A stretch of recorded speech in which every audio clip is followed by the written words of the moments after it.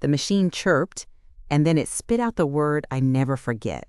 Declined, with a little receipt like a slap. The cashier tried again, and the line behind me started doing that irritated shuffling thing because apparently a 64-year-old woman with groceries is an inconvenience now. When I called Chase from the parking lot, the agent said my online access had been modified and only the primary holder could change it, Brandon. My stomach didn't drop. It tightened, like someone cinched a belt around my ribs and yanked. 2 weeks earlier, back in that grocery line, before I knew my own kid had turned me into a beggar. Declined, twice, in front of everyone. Only the primary holder, my own son. I'm telling you, I can still hear the sound of that terminal, that dry little beep like it was scolding me. I had a cart with actual food in it, not some fancy stuff. Eggs, bread, chicken I planned to stretch into 3 meals, my heartburn meds, that one brand of oatmeal I can actually stomach. And the total wasn't even wild. It was $143.20. I remember because I glanced at the screen and did that mental math we all do. Okay, that's fine. My deposit hit. We're good. The cashier was a young guy with a nose ring and the patient face of someone trying not to get yelled at. He ran it once. Sometimes the chip messes up, he said, like he was doing me a favor. He ran it again. Same buzz, same little paper, same word. And the lady behind me, she didn't even whisper it. She said it out loud. Maybe you should move aside if you don't have the money. I wanted to disappear. I wanted to crawl into the freezer with the frozen peas and just shut the door. So I did what proud people do when they're panicking. I smiled like it was fine. I told the cashier, oh, must be a glitch, and I grabbed my purse and I pushed the cart forward like I was going to fix it and come back. I didn't come back. I abandoned that cart right there like it belonged to somebody else, like it wasn't my dinner plan, like it wasn't my whole week. I walked out into the Phoenix sun and the heat hit my face. And for a second I thought, okay, maybe Chase is down, maybe it's a fraud alert, maybe... No, listen, the truth is my brain offered me excuses because the real explanation was too ugly. I sat in my Camry, my old faithful Camry with the cracked cup holder, and I called the number on the back of the card. I held the phone up like it was going to bite me. The automated voice asked for the last 4 digits. I punched them in with a thumb that wouldn't stop shaking. Hold music. Then a woman picked up, calm, cheerful, like I was calling to ask about my rewards points. I told her my card was being declined. She asked me to verify my identity. Then she asked a question that made my skin go cold. Are you the primary account holder? I said, it's my account. My pension goes in there. And she paused, just long enough for me to hear the smile leave her voice. Ma'am, the primary holder is Brandon Calder. He's the only one authorized to make changes to access. That's when I knew it wasn't a glitch. He did it on purpose. He wanted me begging. I pulled away from the curb because I couldn't stand sitting in that parking lot like a stranded kid. I drove with my hands at 10 and 2 like I was back in driver's ed. I kept thinking, call him right now, fix it. Then I pictured what that call would look like. Me trying to keep my voice steady, pretending I wasn't embarrassed, pretending I wasn't scared, him letting me sweat for a second before he acted helpful, maybe even laughing like I was being dramatic. And then Tessa, because Tessa always had to be part of it. She'd be right there on speaker. I could hear it already. Well, Denise, we've been trying to tell you. This is for your own good. I pulled into my apartment complex and parked crooked because my brain was running too fast for parking lines. Inside, I dropped my purse on the kitchen chair and went straight to my phone like it had answers in it. I opened the Chase app. My password didn't work. I tried again. Nope. I hit forgot password. The security email didn't come to me. It went to a number I didn't recognize. Done. Locked out.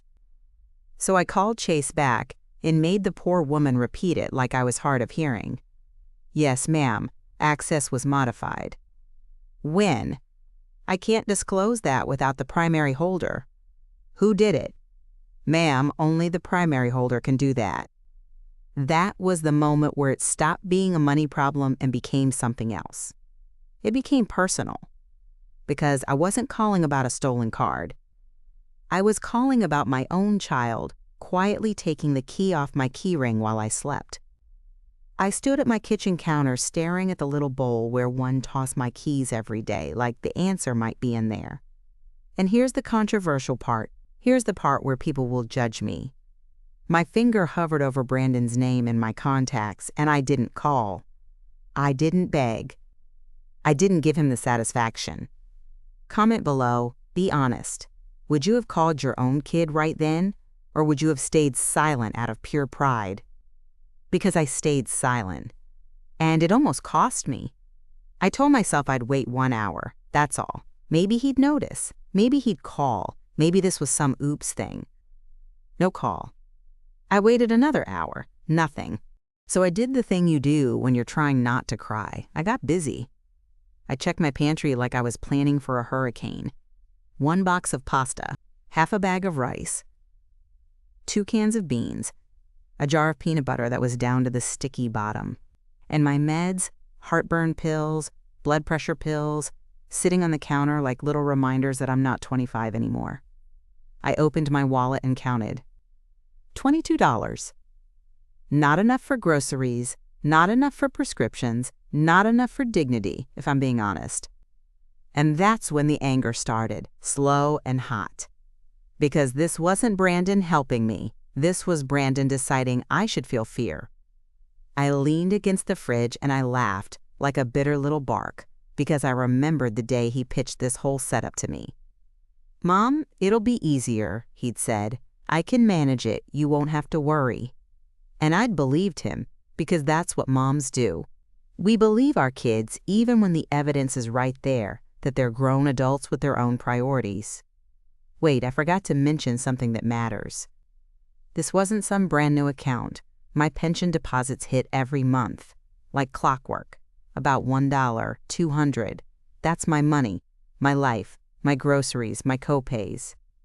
But Brandon, he'd been acting like he was the one keeping me afloat, telling family, "I helped Mom out, she's okay," like he deserved a medal. Meanwhile, I'm staring at $22 like it's a lottery ticket. And that night, when the apartment got quiet, the memories came in like a swarm. My last birthday, 63, no call, no text, nothing. Then I saw the photos online, Brandon and Tessa at some restaurant, clinking glasses, captioned, "Living our best life." He posted it like I didn't exist. Publicly forgotten. Privately used. And don't even get me started on the time I got sick, fever, chills, that shaky weakness where you can't even stand at the sink without holding on. I called him then. I asked him to just come by, even for 15 minutes. He told me, "Busy, Mom, drink tea." That was it. No visit, no groceries dropped off. No "you okay" the next day. Rosa did more for me in 48 hours than my own son did all week. She brought soup. She grabbed my prescription. She knocked every morning like a metronome, making sure I was still breathing. So yeah, lying in my bed that night after the decline at the store, I wasn't shocked out of nowhere. This was a pattern. The bank account was just the boldest version of it. And then my brain went to this one moment that still makes my cheeks burn. A few months back, I tried to stop by their house. I had picked up this little cake from the grocery store bakery. Nothing fancy, just something sweet. Because I thought, I'll be nice. I'll show up like family. I'll keep trying. Tessa opened the door, didn't step aside, didn't invite me in, just stood there holding the door like a bouncer. And she smiled, this tight, polite smile, and said, "Not a good time." Brandon was behind her in the living room. He glanced over like I was a delivery guy. Then he looked away. I stood on their porch holding a cake like an idiot. And I went home and told myself it didn't mean anything. That's the part one hate admitting. I covered for them in my own head. So when I say I didn't sleep that night, I mean I did that old person insomnia where your body is exhausted, but your mind refuses to shut up. I got up twice to pee. I drank water. I stared at the ceiling fan. I listened to the refrigerator hum like it was mocking me. And somewhere around 3 a.m., it clicked into place in a way that made me sit straight up. He didn't lock me out by accident. He locked me out to control me. because if he helped me, then he could also punish me. I got out of bed and went to the little drawer where I keep photos. You know the drawer, everyone has one. The messy drawer with rubber bands and old envelopes and pictures that don't fit anywhere else. I pulled out a photo of Brandon when he was 5, missing a front tooth, holding a little plastic baseball bat like he was the king of the world. And I cried. Not pretty crying, the kind where your face gets wet and you don't even wipe it because what's the point? Then I stopped. Cold. Quiet. Because something in me got tired of pleading with a ghost. I washed my face at the sink and stared at myself in the mirror. Red eyes. Puffy cheeks. A woman who'd been too patient for too long. And I said out loud, "Okay, fine, starve me." That sounds dramatic, I know, but it's what it felt like. Like the message was clear, do what I want or suffer. So I got dressed. Not fancy, just decent. Jeans, clean shirt, hair pulled back. Like if I looked put together, I could pretend my life wasn't falling apart. I considered going back to the store with cash, but what cash? $22 doesn't buy you groceries in 2025. It buys you maybe a bag of apples and regret. I stood by my door with my keys in my hand, and I thought about all the people in my life. And the list was short. Rosa Martinez lived 2 doors down. She was the kind of neighbor who notices everything without being nosy about it. The kind who'll say, "You okay, Mija?" Even though we're basically the same age. That woman has a heart like a porch light, always on.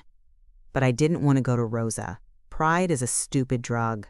I paced my tiny living room, I picked up my phone, I put it down, I opened the Chase app again like it might suddenly apologize. Nothing. So I walked. Phoenix in March is that tricky weather where the sun lies to you. It feels pleasant until you're halfway down the sidewalk and you realize you're sweating. I got to Rosa's door and my stomach did this flip like I was about to confess to a crime. My hand hovered over the doorbell, and I almost turned around. Then I thought about my meds on the counter, I thought about my pantry, I thought about that cashier's face, and I rang the bell. Rosa opened the door and took one look at me, and her whole expression changed. "Denise, what's wrong?" And I tried to do the polite version first. "Oh, nothing, I just..." She cut me off. "No, sit, tell me." So I sat at her kitchen table, and the smell of coffee hit me, and I swear my throat tightened just from being in a room that felt warm. I told her the whole thing, the decline, the bank call, the app login, Brandon being the primary holder. Rosa didn't gasp. She didn't do the fake shocked face. She got mad. "Your son did this?" she said, like she was saying a curse word. I nodded, and the tears came again, because saying it out loud makes it real. Rosa stood up, opened a drawer, and pulled out an envelope. She slid it across the table like she was sliding me a weapon. $150, she said. "Cash, take it." I tried to push it back. "Rosa, I can't." She leaned forward and pointed at me like I was her kid. "Listen to me. Accepting help isn't weakness, it's intelligence." That line hit me like a slap, too, because she was right. I took the envelope with hands that felt too old for this kind of humiliation. And then Rosa did something that made my chest ache in a different way. She reached across the table and squeezed my hand. "Eat today," she said. "We deal with the rest after." I nodded like I could be normal, like my son didn't just cut my legs out from under me. But the second I stepped outside with that envelope in my purse, the anger came back. Because yes, Rosa saved me in that moment. But Brandon put me there. He made me go asking. He made me small. And I hated him for it. I drove back to the same grocery store because I'm stubborn like that. I wanted to rewrite the scene. I wanted to walk in with my head up and prove to myself I still belonged in public. I grabbed a basket instead of a cart because $150 doesn't stretch as far as you'd like. I kept it simple. Bread, eggs, peanut butter, a bag of rice, some canned soup, bananas, and my meds from the pharmacy counter. I watched every price like it was a threat. At checkout, I paid in cash. No beep, no decline, no shame. but it wasn't a victory the way people think. Because I walked to my car holding those plastic bags, and all I could think was, I'm buying my own groceries with my neighbor's money because my son decided I needed to suffer. I went home and put everything away slowly, like if I moved carefully enough, I wouldn't break apart again.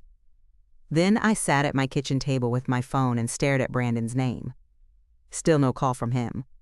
Not even a text. That's the part that chilled me. Because if he'd done this for my own good, wouldn't he check on me? Wouldn't he say, hey, Mom, I updated the account, don't freak out? But he didn't want calm. He wanted pressure. He wanted me to crack. So I made a decision right there at that table, with my groceries put away and my meds in the cabinet. I wasn't calling him. Not today. Not tomorrow. If he wanted to talk, he could come to me. And that's when the apartment got quiet again. The kind of quiet where you can hear your own thoughts too clearly. I kept my routine for the next few days like it was a life raft. Wake up, coffee, little breakfast, watch the local news, sweep the floor, keep moving so I wouldn't spiral. And every time my phone buzzed, my heart jumped like an idiot. It was never Brandon. It was a pharmacy reminder, a spam call, Rosa texting, you ate today? I told myself I was fine. I told myself the $150 would stretch. I told myself I didn't care. Lies. All of it. On the fourth night, I sat on my couch with the TV on low, not really watching, just listening so I didn't feel alone. I looked around my little apartment, my old armchair, my chipped coffee mug, the photo of Brandon and baby Lily on the shelf, and I felt something sharp in my chest. Not sadness. Not even fear. Resolve. Because this wasn't just about money, it was about access, it was about respect. It was about whether my own child was allowed to treat me like a problem to manage. And right when I was thinking that, right when I was finally steady, there was a knock at my door. Not a polite tap. A real knock, firm. Like whoever it was expected an answer. My whole body went still. I wasn't expecting Rosa. She would have texted. I wasn't expecting Brandon either, because Brandon never shows up when it matters. The knock came again. And then a third time, slower, patient. Like the person on the other side knew I was there and wasn't leaving. I stood up, my heart punching my ribs, and I walked to the door. I put my hand on the knob, and I swear to you, in that tiny second before I opened it, I thought, this is where my life splits. Black screen. And the next part is where the receipts start showing up, with a stranger at my doorstep and my son's control finally slipping. The second I cracked the door open, I knew he wasn't Brandon. This man stood there like he'd been waiting his whole life to show up at the exact wrong time. Mid-50s, broad shoulders, sun-brown skin, work boots, and a button-down that looked freshly washed but still a little wrinkled. His hands were empty. That's what made it worse. No flowers, no sorry to bother you, just presence. He looked right at me and said my name like he was making sure it was still mine. Denise Calder? I kept the chain on. Who are you? He swallowed, and I saw nerves flicker in his eyes. Marcus Reed. That name landed in my chest. Not soft, not gentle, like a coin dropped into a metal cup. I hadn't seen Marcus in years. Years. The last time, he was thinner, jittery, and running on pride and bad decisions. I'd let him sleep on my couch when he had nowhere else to go. I'd fed him. I'd driven him to a job interview. And when he finally got steady, he'd left me a thank you note on a napkin like he didn't deserve real paper. Now he was standing on my doorstep in North Phoenix like the past had a key. I didn't move, I didn't invite him in. I just stared, trying to decide if I was hallucinating. He held both palms up, slow. I'm not here to scare you. Well, you're doing a great job, I said. His mouth twitched like he almost smiled, then thought better of it. Fair. A beat of silence, then he glanced down the hallway like he expected someone to appear behind him. Can I talk to you for a minute, just privately? I tightened my grip on the chain. Why are you here? He exhaled hard through his nose. Because I heard what your son did. That sentence snapped my head up so fast my neck popped. My son, I repeated, low. Marcus nodded once. And before you ask how I know, I didn't get it from him. I didn't like that at all. I leaned into the crack of the door. You better start making sense. He reached into his back pocket and pulled out a folded piece of paper. Not a weapon, not a badge, a paper. He held it up like a peace offering. I'm not handing you anything through a chain, I said. Okay, he said quickly. Okay, I get it. I brought something I thought you should see. I stared at his hands again. Steady, clean nails, no twitch. My heart was still punching around in there, but something else started creeping in. Curiosity, anger's little sidekick. I slid the chain off, opened the door wider, and kept my body planted in the doorway like a door frame was going to save me. Talk, I said. Marcus didn't step inside. That mattered. He stayed in the hallway, respectful like he was in church. He said I ran into Rosa. My stomach tightened. Rosa Martinez? He nodded. Yeah, she told me you weren't doing so great. Of course she did. Rosa can't keep anything in without it turning into a rescue mission. Marcus kept going, careful. She didn't tell me everything, just that you got locked out of your Chase account and you looked shaken. I felt heat creep up my neck. That's none of your business. I know, he said, and I'm not here to gossip. I'm here because I owe you. And because what he did isn't just mean, it's a thing. There's a name for it. I gave him a look that said, don't try to educate me right now. He took it anyway. Financial abuse. That word sat in the air between us. Heavy. I didn't answer. Marcus lowered his voice. Denise, you helped me when you didn't have to. You treated me like a person when I was acting like one of those shopping carts with a busted wheel. I never forgot it. I stayed quiet because if I opened my mouth, I might cry or scream. Either one would feel too intimate in a hallway. He lifted the folded paper again. This is just a screenshot printout. Rosa didn't want to text it to you in case your son checks your phone plan or something. She's smart. Rosa. Always thinking 6 moves ahead. Marcus said, Can I come in? I won't move until you say so. I hesitated, then stepped back. Shoes off. He blinked, then nodded like he expected rules. He toed off his boots at the threshold and stepped in slowly, like my apartment was a wild animal. The second the door shut, my nerves spiked again. I hated that my body did that. I hated that trust had become work. We stood there in my living room, with the TV still on low, a late-night commercial selling miracle cookware. Marcus looked around, and his face changed. Not judgment, recognition, like he remembered the shape of my life. You still have that armchair, he said softly. Don't get sentimental, I snapped, because I could feel my throat tightening. He nodded once. Okay, no sentimental. I motioned at the kitchen table. Sit, and tell me why you're really here. He sat. I stayed standing. I needed the height. Marcus unfolded the paper, smoothed it on the table, and turned it toward me. It was a printout of a text thread. The kind you get when someone doesn't trust screenshots to stay on a phone. Across the top, in bold, was a contact name, Tessa Calder. My stomach rolled. Marcus tapped one line with his finger, then slid the paper closer. I read it. Tessa, if she starts calling, don't answer. She'll cave. Brandon, she always does. Tessa, good. Keep her locked out until she agrees to move in or sign the POA. Brandon, Mom won't sign. Tessa, then she doesn't eat. Simple. My hands went cold so fast, it felt like someone dumped ice water over my wrists. I stared at the words until they blurred. Marcus didn't speak. He let the paper do its job. I looked up at him, voice barely there. Where did you get this? He swallowed. Rosa has a niece. Works at that nail salon over by the Target on Bell Road. Tessa was in there talking loud like she was the star of her own show. The niece typed it out from memory right after, and Rosa had her send it to me to print. I blinked, stuck on one detail. From memory? Marcus nodded. She's one of those people who remembers everything, the kind you don't want mad at you. I should have felt relieved.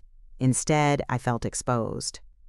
Because now there were strangers out there, people in salons and parking lots, watching my family's mess like it was entertainment. I picked up the paper and my fingers shook. This could be made up. Marcus didn't get offended. You're right, it could be. That's why I'm not telling you to take it to the police tomorrow. I'm telling you it matches what you already know in your bones. I stared down at the line again. Then she doesn't eat. Simple. That was my daughter-in-law talking about me like I was a raccoon in the trash. I pressed the paper flat with my palm like I could pin the ugliness down. Marcus leaned forward, voice calm. Denise, I'm not asking you to trust me. I'm asking you to let me help you get real records, bank records, paper you can hold. I laughed once, sharp.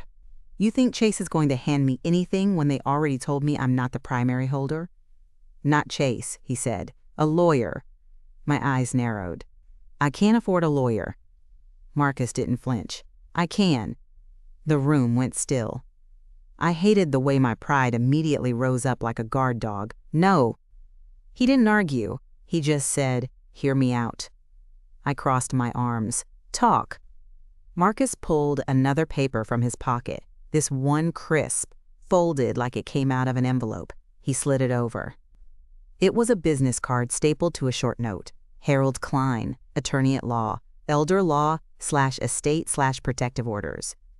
My mouth went dry. Marcus said I called him 2 days ago. Just asked questions. Didn't give names at first. He said if a family member is controlling an older adult's access to their own funds, there are legal avenues. He said the phrase, undue influence. He also said, we need documentation. I stared at the card like it might bite me too. I didn't ask you to do this, I said. I know, Marcus replied. I did it because I couldn't sleep after Rosa told me.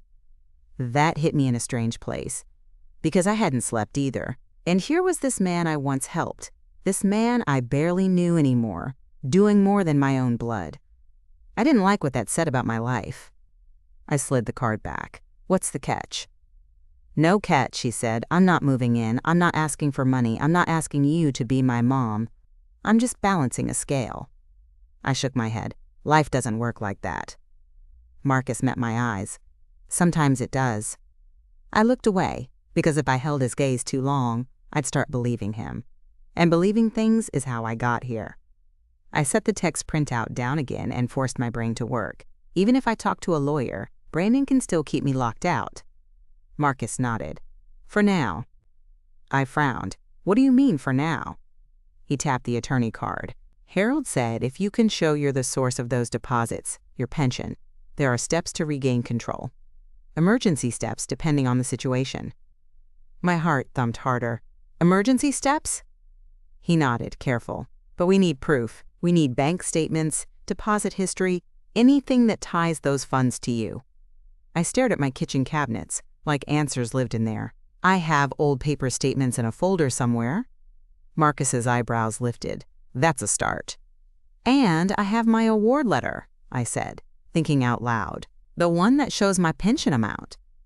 Even better, he said. I let out a slow breath. My brain was shifting from panic to logistics, and I hated how familiar that felt. Like I was back raising a kid, solving problems on no sleep. I walked to the hall closet and pulled out a plastic bin, the one I keep labeled with masking tape that says, important. Inside were old tax returns, a few medical bills, and a thick envelope with my pension paperwork. I spread it on the table. Marcus stayed seated, hands folded, not touching anything. That restraint made me trust him a fraction more, which annoyed me. I found the letter that listed my monthly amount and my name in big, official font. Denise Calder, not Brandon, not Tessa, me. I slid it toward Marcus. This is mine. He nodded, like he'd never doubted it. Good. Then he reached into his pocket again and pulled out his phone, not to record me, not to show off. He typed something, then turned the screen toward me. It was an email draft addressed to Harold Klein. Subject line, urgent consult, financial control by family member. Marcus said, if you say yes, I'll send this tonight. If you say no, I walk out and you never see me again. That was oddly respectful, also weirdly intense. I stared at the screen, then at my own iPhone 12 sitting on the counter like a useless brick. My voice came out flat. Why are you doing this, Marcus? He didn't rush the answer. Because the last time I hit rock bottom, you didn't step over me, you didn't kick me, you didn't film it. You gave me soup and a blanket and you told me you can get up. He swallowed hard. I'm up now, and I'm not letting someone do to you what I used to do to myself. I looked down at the pension letter again. My name, my life. Then I looked at the text printout one more time. Then she doesn't eat. Simple. Something inside me cooled, like anger settling into a clean shape. I said, send the email. Marcus hit send. And just like that, the story shifted. 2 minutes later, my phone buzzed. I flinched so hard it was embarrassing. It wasn't Brandon. It was Rosa. You okay? I saw someone at your door earlier. I stared at the message, then at Marcus. She's watching my hallway. Marcus gave a tiny shrug. Rosa watches the whole world. It's her superpower. I typed back, I'm okay, I'm not alone. Then I paused, thumb hovering. That felt too dramatic, too vulnerable. But it was true. I set the phone down and realized something else, something I hated even more.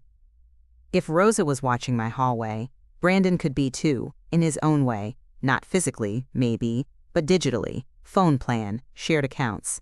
Things I'd let slide because I didn't want to look paranoid. Marcus must have seen my face change because he said, What? I kept my voice low. If Brandon controls the bank, what else does he control?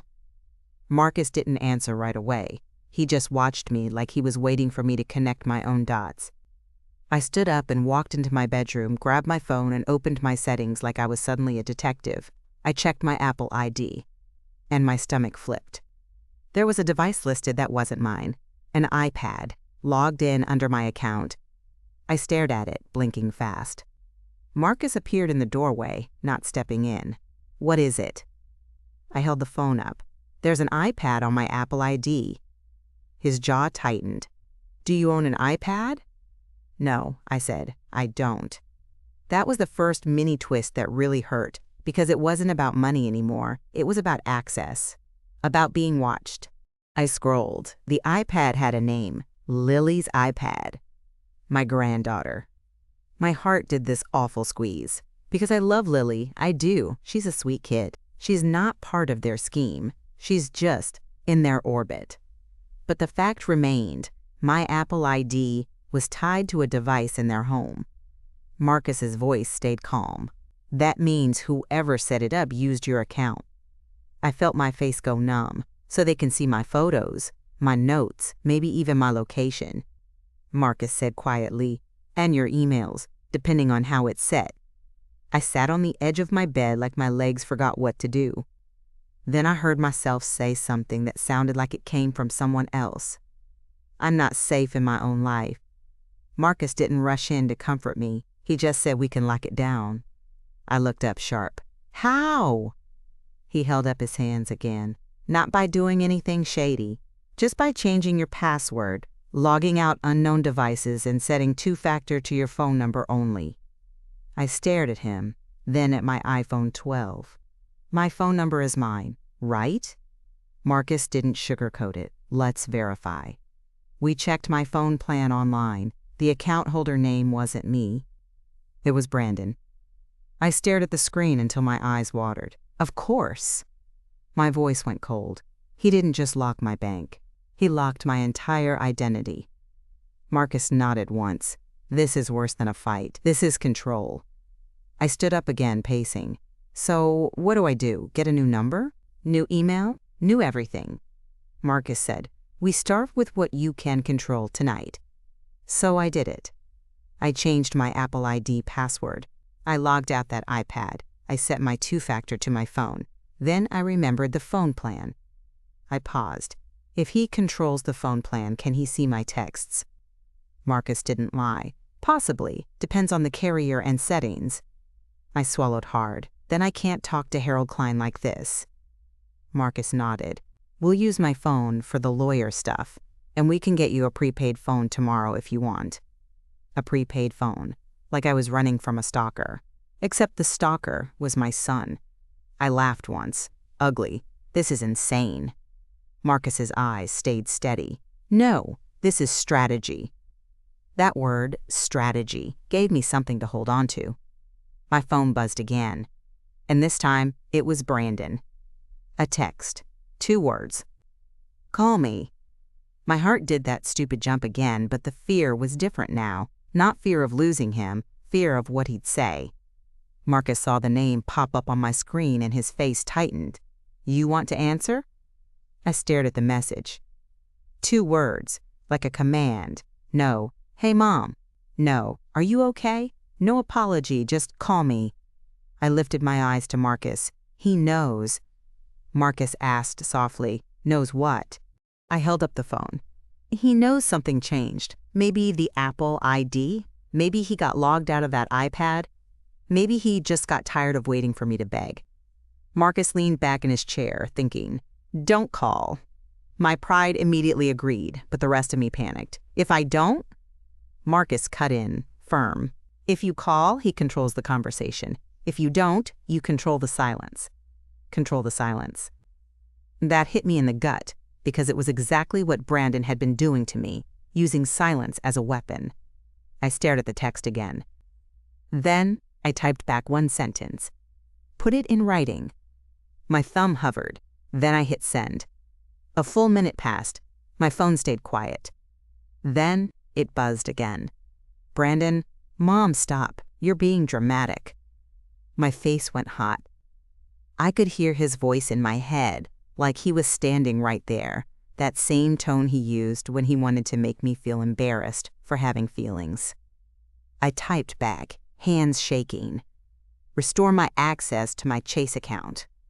Marcus watched, quiet. Brandon didn't respond right away.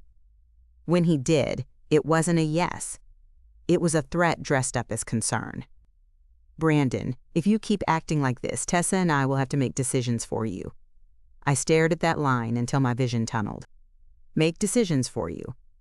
Like I was a toddler, like I was incompetent, like I was property. Marcus's voice was low and careful. Screenshot that. I froze. What?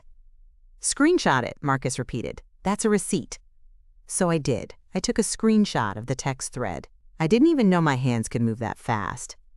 And right then, my phone buzzed again. Another message.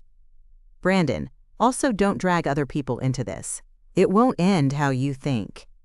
My stomach dropped. Other people. Rosa, Marcus, Harold Klein, whoever he suspected. My voice came out thin. He's warning me. Marcus's eyes were hard now. Good, let him. Warnings make great evidence. I didn't like how calm he was, but I also needed it, because my emotions were trying to drive the car straight into a wall. I stared at the screenshot in my camera roll like it was a lifeline. 3 short lines of text, and suddenly I wasn't just a mom with a family problem. I was a woman being managed. I said it out loud, tasting it like poison. He's trying to take my rights. Marcus nodded. That's why Harold matters. As if on cue, Marcus's phone pinged with an email notification. He picked it up, scanned it, then looked at me. I didn't think he'd respond this fast, he said. My heart thudded. Who? Harold Klein. Marcus turned the screen toward me. It was a short email. No fluff. Just a time and a place for a consult the next morning and a list of what to bring. ID, any pension documentation, any prior bank statements, and any texts showing coercion or threats. Marcus tapped the last line. He wrote, do not communicate by phone with the person controlling the account unless advised. Preserve all messages. I stared at the email like it was a door opening. Then my phone buzzed again. Another text from Brandon. But this one wasn't a text. It was a photo. A photo of an envelope addressed to me, my name written in Brandon's handwriting. Under it, his message. Legal notice. Don't ignore it. My throat tightened so hard I had to swallow twice. Marcus leaned forward. What is that? I stared at the photo, zooming in until the pixels broke apart. The return address line was visible enough to make out a name. Harold Klein's office. My blood went cold. How does he? I started, then stopped. Because the answer was obvious and disgusting. If Brandon controls my life, he's been watching my moves the whole time. I looked up at Marcus, voice shaking with a kind of rage I didn't recognize in myself. He's already there, I said. He's already trying to get ahead of us. Marcus's face went stone. Then we moved faster. My phone buzzed one more time. Brandon, I'm coming over. I stared at those words, and for the first time since the grocery store, I didn't feel embarrassed. I felt ready. I looked at Marcus and said, if Brandon steps into my apartment tomorrow acting like he owns me. My voice went quiet, deadly steady. He's gonna learn I'm not the one who's trapped. And that's where part 2 ends, because the next knock isn't a stranger. Marcus moved first, like he'd been waiting for the moment my son decided to turn this into a doorstep war. Don't open it alone, he said, already standing. Call Rosa. I hated how my hands listened to him before my pride could argue. I pulled up Rosa's number and hit call. She answered on the second ring. Denise? Brandon's coming over, I said. Now. There was a sharp inhale, then her voice dropped into that calm loud she does when she's trying not to scare you. Okay, I'm putting shoes on. Don't open the door until I'm there. Marcus is here, I added, like that would make it less weird. Rosa didn't even pause. Good, keep him there. I'll be there in 5. I hung up and my apartment suddenly felt smaller. The air got heavy. Even the TV sounded annoying, like the world had the nerve to keep selling frying pans while my life was being negotiated. Marcus glanced around my living room, eyes scanning like he was checking exits. Do you have a chain? Yeah, I said. And a peephole that's been scratched up since 2009. He nodded. Use both. My phone buzzed again. Brandon, open the door. That was it. No please, no are you okay, just a command. I stared at it, and my thumb hovered over the keyboard, itching to type something mean. Then I heard Harold Klein's email in my head. Preserve messages. Don't get pulled into a phone fight. So I didn't respond. Silence is only powerful when you're not afraid of it. My stomach still felt like a live animal, but my brain was clicking into a strange kind of focus. I took my iPhone and turned off preview notifications because I didn't want a text to pop up on my lock screen while Brandon was standing there. I didn't know what he could see anymore, and that unknown made me feel like I had ants under my skin. Marcus asked, Do you want to record? I hesitated. Is that legal? He shrugged. I'm not a lawyer, but you can at least write down what happens right after. Fair enough. I grabbed a notepad from my junk drawer, the one with grocery lists and old coupons, and put a pen on top of it like I was prepping for battle with office supplies. I didn't say it out loud, I saved it. The knock came hard, not like a son visiting, like a man collecting a debt. I looked through the peephole. Brandon stood there in a black polo and khaki pants like he'd come straight from an HOA meeting. His hair was done, clean shaven. He looked controlled, which, honestly, was worse than if he looked frantic. He knocked again, then leaned in close to the door like he could force his way through it with his voice. Mom, open up. I didn't move. Marcus stood behind me, not looming, just present, a witness, a weight in the room. The knock came again, and then Brandon's tone changed, softer, like he was performing for an audience. Mom, we need to talk. This has gotten out of hand. Out of hand. Like I'd started something. I unlatched the chain, then stopped myself and latched it again. My fingers were trembling. I hated that too. I opened the door just enough for the chain to catch. The hallway light cut across my living room floor. Brandon's eyes flicked past my face immediately, like he was checking for someone behind me. When he saw Marcus, his jaw tightened for half a second before he smoothed it out. Who's this? He asked, like Marcus was a bug on my shoulder. I kept my voice steady. A friend. Brandon's smile was thin. A friend, okay. He held up a large envelope. I brought you something. I didn't reach for it. Put it on the floor. His eyebrows lifted. Seriously? Yes, I said. Put it on the floor. He stared at me like he couldn't believe I was giving him instructions in my own apartment. Then, with a little theatrical sigh, he bent and set the envelope down by my doormat. I could see my name written in his handwriting, Denise Calder, big and blocky like he was labeling a file. Brandon straightened and looked at me again. Can I come in? No, I said. His eyes narrowed. Mom? No, I repeated. Talk from there. Marcus didn't say a word. That silence from him was its own kind of support.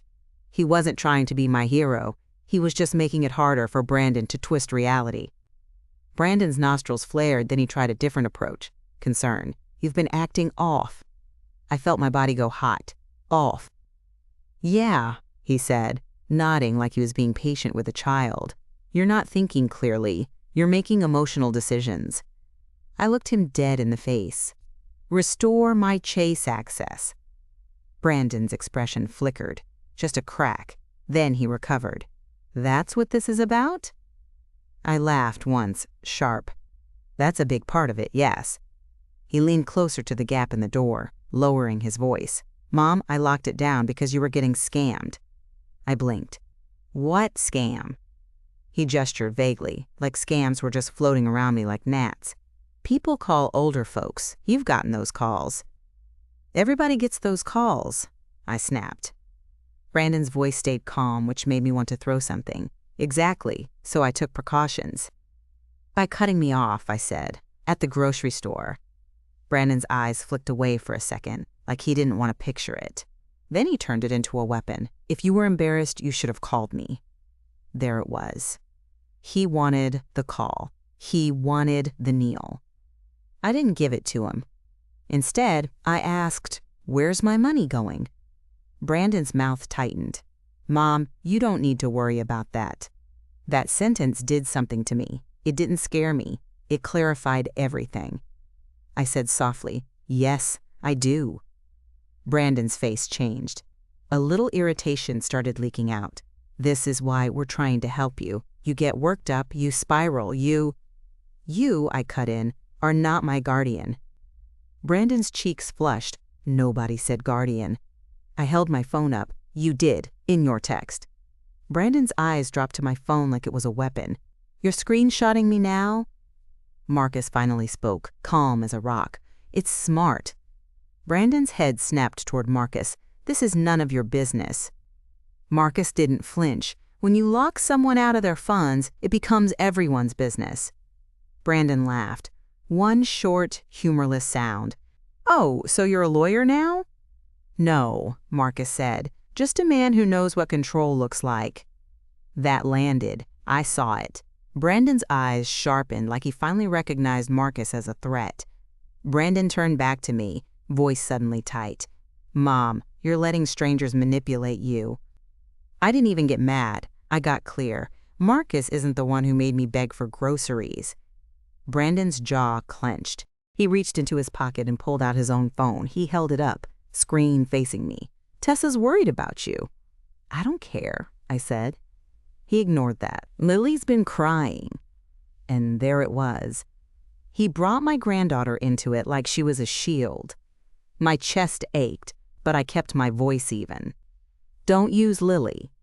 Brandon's tone turned colder. I'm not using her. I'm telling you the impact of your behavior. My behavior. Like I was the problem. I said, if Lily's crying, it's because her parents are lying to her. Brandon's eyes flashed. Watch your mouth. The nerve. In my doorway. In my home. Brandon stared like he couldn't believe I said it. Then he changed tactics again. Legal. He pointed at the envelope on the floor. That's a notice. Read it. I will, I said, after you leave. He scoffed. Mom, stop. This isn't a game. I leaned closer to the crack in the door. Then stop playing. Brandon's face hardened. You want to do this the hard way? Fine. He turned slightly, like he was addressing an invisible judge in the hallway. If you're unable to manage your affairs, the court can appoint someone. My stomach went cold, but I didn't flinch. not outwardly. Marcus murmured behind me, "Don't react." Brandon watched my face, waiting for fear. When he didn't get it, he pushed harder. "You're living alone," he continued. "You're isolated. You're making accusations. That's exactly what they look for." They. I hated that they, like he had a team, like he'd already spoken to someone. I asked, "What court?" Brandon smiled, small and mean. "You'll see." I stared at him for a long second, then said, "Get off my property." His smile vanished. "It's an apartment complex." "Get away from my door," I corrected. Brandon's eyes flicked to Marcus again. "This guy's filling your head with nonsense." Marcus said quietly, "I haven't said much." Brandon's voice rose. "Because you don't have to. You just sit there and let her spiral." I felt something in me settle. It wasn't rage anymore. It was decision. I said, "Leave." Brandon's breathing got heavier. For a second, I thought he might shove the door. And I swear, that was the moment I realized how far this could go. Not because he was some monster in a movie, because he was my son, angry and entitled, and entitlement makes people reckless. He leaned in close to the crack. "If you go to that lawyer, you're gonna regret it." I held his gaze. "I already regret trusting you." That one hit him. I saw it, the flash of pain that looked almost human. Then it turned to anger again, because that's what Brandon does. He converts shame into aggression. He stepped back and pointed down at the envelope. "Read it, and don't call any more people. You're making this worse." Then he turned and walked away down the hallway like he'd done me a favor. The second he disappeared around the corner, I shut the door and locked it so fast my fingers fumbled. My knees felt weak like I'd just run a mile. Marcus exhaled. "Okay." My hands were shaking so hard, I could barely breathe. I hated that part. I hated that my body still reacted like Brandon had power over me. A softer knock came a minute later. Rosa's voice. "Denise, it's me. Open up." I opened the door fully this time, and Rosa marched in like she owned the place. She took one look at my face and her eyes went wide. "Did he touch you?" she demanded. "No," I said quickly. "No, he just did his thing." Rosa glanced at Marcus, then back to me. Good, because I would have had to ruin my whole week. That made a laugh tear out of me, half sob, half relief. Rosa can say one sentence and remind you you're still alive. Marcus pointed to the envelope. "That's the next receipt." I bent down and picked it up with 2 fingers like it was contaminated. I carried it to the table and set it down. Rosa hovered. "Open it." I hesitated, then tore it carefully along the top. Inside was a letter on plain white paper, but the top had a printed header with a law office name I didn't recognize. Not Harold Klein. Some other attorney. The first line made my stomach flip. R.E. Notice of intent to petition for emergency guardianship. Emergency. Guardianship. Those words don't belong in a mother's kitchen. I read further, and the letter was written in that icy legal tone that makes normal life sound like a case file. It said Brandon was concerned for my well-being, that I'd been unable to manage finances, that there was a risk of exploitation, and that he would be seeking temporary authority to manage my medical and financial decisions if I didn't cooperate. Cooperate. That word stood out like a bruise. Rosa snatched the paper from my hand and read it, her mouth dropping open. "Oh, he's out of his mind."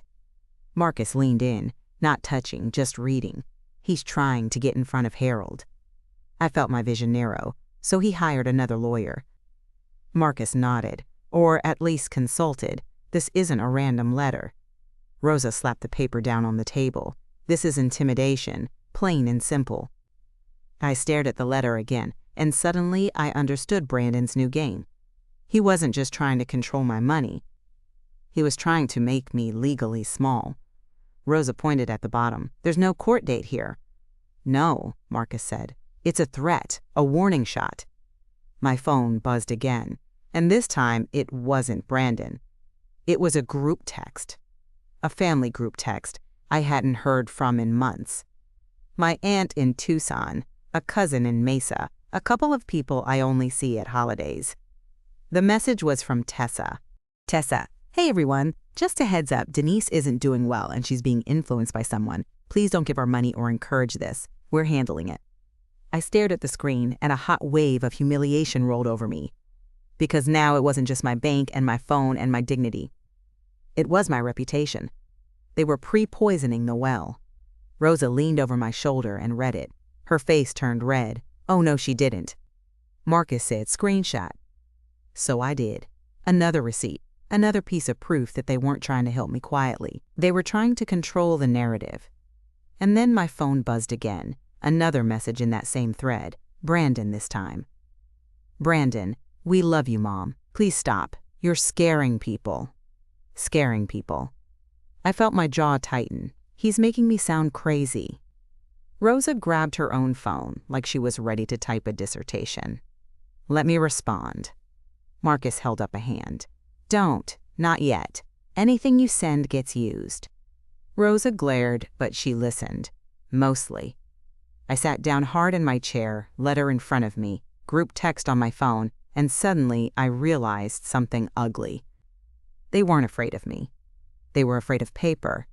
Because once this goes official, they can't, Mom's dramatic, their way out of it. Marcus said gently, "Tomorrow morning we go to Harold. We bring everything."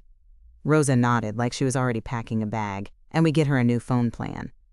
Under her name, today if we can. "It's late," I said. Rosa waved a hand. "Late doesn't matter. Emergency doesn't wait for business hours." I looked at Marcus. Can he really do that? Guardianship? Marcus didn't pretend to know everything. He can try. The lawyer will tell you what's real and what's bluff. I stared at the letter again. Emergency. Rosa leaned in, voice fierce. "Listen to me. You are not helpless. You're not lost. You're not wandering into traffic." I almost laughed at that, but my throat was too tight. Marcus added, "And you have receipts." Receipts, that word kept saving me. Because feelings can be dismissed, screenshots can't. I took a photo of the letter with my iPhone, front and back. I saved it in a folder labeled important, like I was building a case file in my own life. Then another mini twist hit, quietly, like a knife sliding in. My email pinged. Not on my phone, because I didn't trust it, but on Marcus's phone, because I'd asked him to check the inbox I barely used. I'd given him the address, and he'd signed in while I watched. He looked up, eyes narrowing. Denise. What? My stomach sank. He turned the screen toward me. It was an email from Chase. Subject: Your account access has been updated. I felt the room tilt. Rosa blinked. You got an email from the bank? On an old email address, I said, stunned. I didn't even remember that inbox. Marcus scrolled. The email was short and generic, the kind of corporate message that says a lot while saying nothing. It confirmed an access change had been made and advised contacting Chase if it wasn't authorized. My mouth went dry. That's from when? Marcus checked the timestamp. 4 days ago. 4 days ago. The same day my card got declined. So Brandon didn't just decide to punish me last minute. He planned it. Rosa slapped the table. Print that. Marcus nodded. Harold will want it. My head was spinning. How did Chase email me if I'm locked out? Marcus pointed to the email address. Because this one is tied to the account notifications, not your app login. Meaning Brandon hadn't changed everything. He'd missed a thread, a loose string. And now we had it. Rosa leaned closer, eyes sharp. This is good. This is proof. I sat there for a second, just breathing, feeling the weirdest thing settle in my chest. Hope. Not the soft kind. The hard kind. The kind that makes you dangerous. Anyway, we didn't sleep. Rosa insisted on staying. She dragged a chair into my living room like she was setting up a watch shift. Marcus didn't stay the night. He said it would look bad if Brandon tried to paint him as some man camping in my apartment. Fair point. But before he left, he wrote his number on a sticky note and put it on my fridge. If anything happens, call, he said. I looked at him. Even if it's 2 a.m.? He nodded. Especially if it's 2 a.m. After he left, Rosa and I sat at my kitchen table with the letter and my screenshots and my pension paperwork spread out like a crime scene. Rosa said, "We need a list, timeline, dates." So I started writing. March, the decline at the store, the bank call, the texts, the group message, the guardianship threat, the Chase email confirming access updates. Seeing it in ink did something to me. It turned chaos into a line. Rosa watched me write, then said quietly, "You know why they're doing this, right?" I didn't look up. Money. Rosa nodded.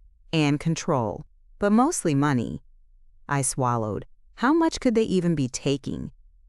Rosa gave me a look like she already knew the answer would be ugly, enough to scare them.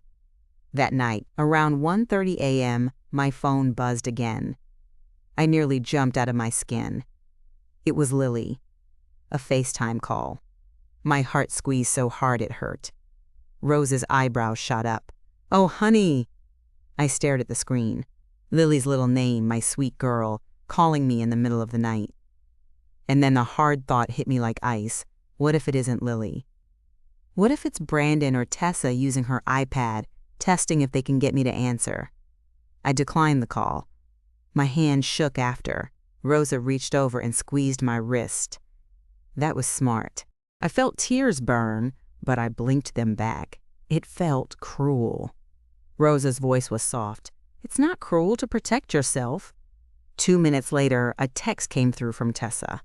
"Tessa, why won't you answer Lily? She misses you. You're hurting her." There it was. Confirmation. It wasn't Lily calling me, it was them. I screenshot it so fast my thumb hurt. Rosa muttered, "Oh, she's a snake." I sat back in my chair, staring at the messages. My granddaughter was being used like a fishing lure. And that's when I made another decision, one that felt like swallowing glass. I wasn't going to contact Lily directly until Harold told me how to do it safely. Because I wasn't stepping into a trap just because it had a child's name on it. Morning came too fast. We drove to Harold Klein's office in my 2016 Camry, with Rosa in the passenger seat like a general and Marcus meeting us there in his truck. Phoenix traffic was already waking up, and I kept thinking how normal everyone looked. People drinking iced coffee, going to work, living their lives. Meanwhile, I was walking into a lawyer's office to fight my own son. Harold Klein was exactly what you'd expect. 60-ish, neat gray hair, calm eyes, that looked like they'd seen every kind of family mess and weren't impressed by theatrics. He shook my hand, then Rosa's, then Marcus's. His grip was firm but not showy. He said, "Denise, I'm sorry you're dealing with this." I sat down, and for the first time in days, I felt like an adult in the room again. Harold reviewed everything in silence. The pension letter, the guardianship threat, the Chase email, the screenshots, the group text. He didn't gasp, he didn't frown dramatically. He just took notes. After a long minute, he looked up at me and said, "You are not the first mother this happens to." That sentence made my chest ache. Not because it comforted me, because it told me how common betrayal is. Harold continued, "The letter your son brought is a pressure tactic. It is not a court order."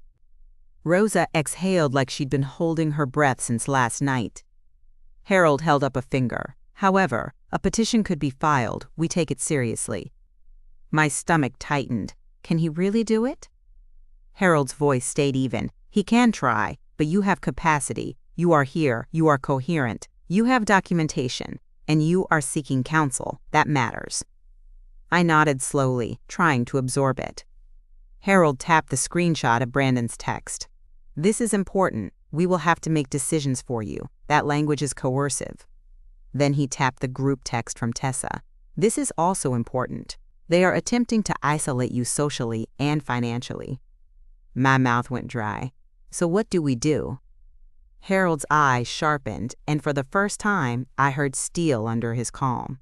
"We regain your access. We secure your identity, and we create a record that you object to their control." Marcus asked, "What's first?" Harold slid a document across the table toward me. We start with a representation agreement and a retainer receipt. Receipt. There's that word again. Marcus didn't hesitate. He pulled out his wallet and a card, like he'd already decided this the moment he knocked on my door. Harold's assistant processed it, printed a receipt, and stapled it to the agreement.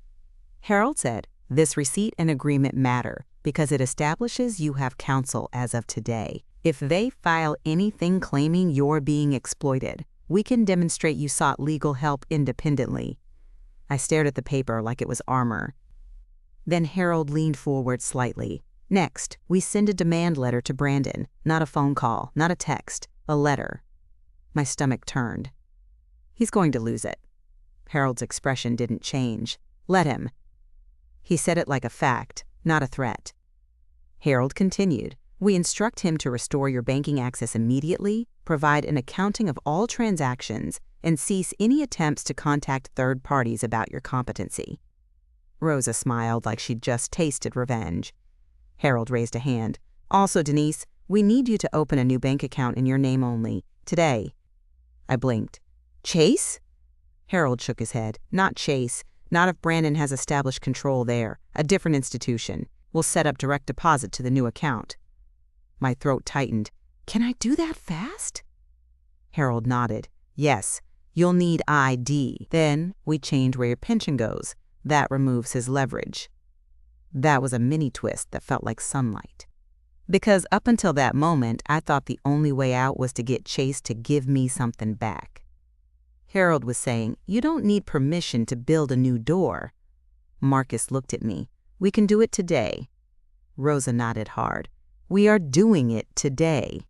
Then Harold's phone rang. He glanced at the screen, then looked at me. "This may be relevant." He answered, listened for a few seconds.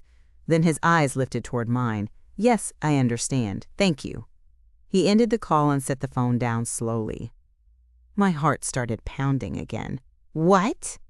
Harold folded his hands. "Brandon Calder contacted my office yesterday. He requested a consultation." The room went silent.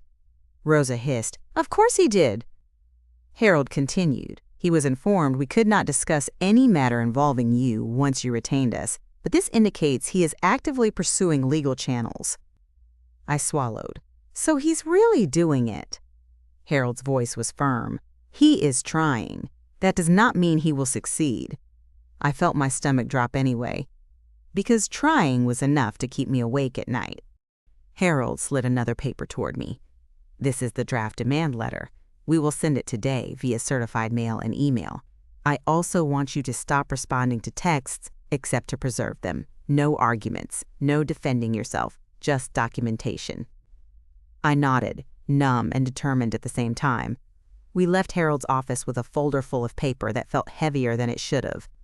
And as we walked out into the bright Phoenix sun, my phone buzzed again. A notification. A new email. Harold's assistant had already sent me a copy of the demand letter. Attached PDF. Official. Clean. Cold. I stared at it and realized something that made my mouth go dry. Brandon had tried to scare me with a letter. Now I had one that could scare him back. Marcus said, "You okay?" I nodded once, "Yeah." Then I looked out at my phone again, because another notification popped up right after. A calendar alert I didn't create. Court hearing, 9 a.m. My heart stuttered.